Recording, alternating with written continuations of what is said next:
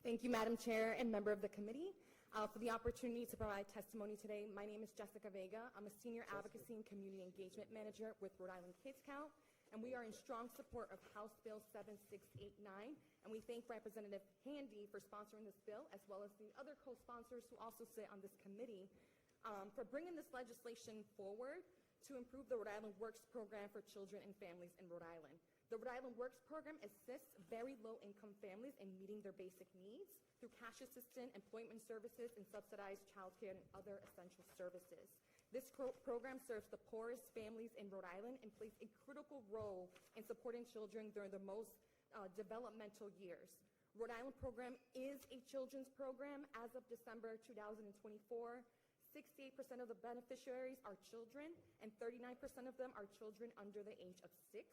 Rhode Island Kids Counts co-leads and convenes the Rhode Island, the Vega RI Coalition, a group of 60 advocacy, faith-based organizations, and healthcare and social service organizations dedicated to lifting children out of deep poverty.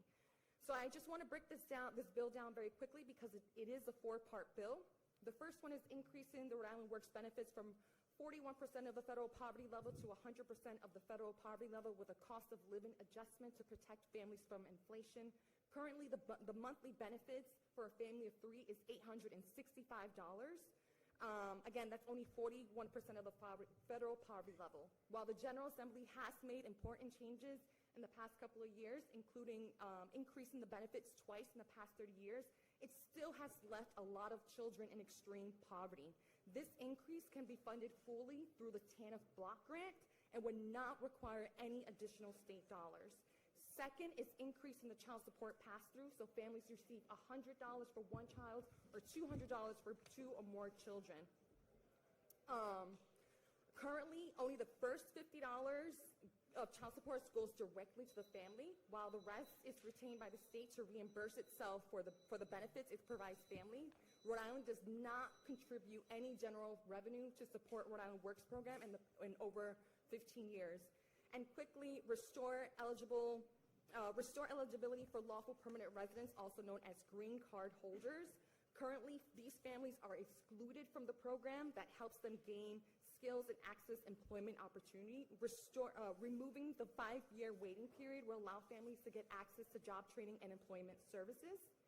And then lastly, eliminating the $65 reduction for families living in subsidized housing. We are talking about the state's poorest family already who have the lowest income. So eliminating that $65 reduction will allow families to utilize that money for baby formula, gas, transportation, etc.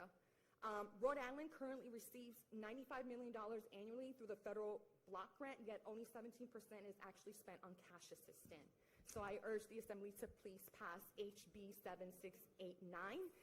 Additionally, we are also in support of you're going to have to wrap it up, 7198 and 7360. Thank you very much. Thank you all.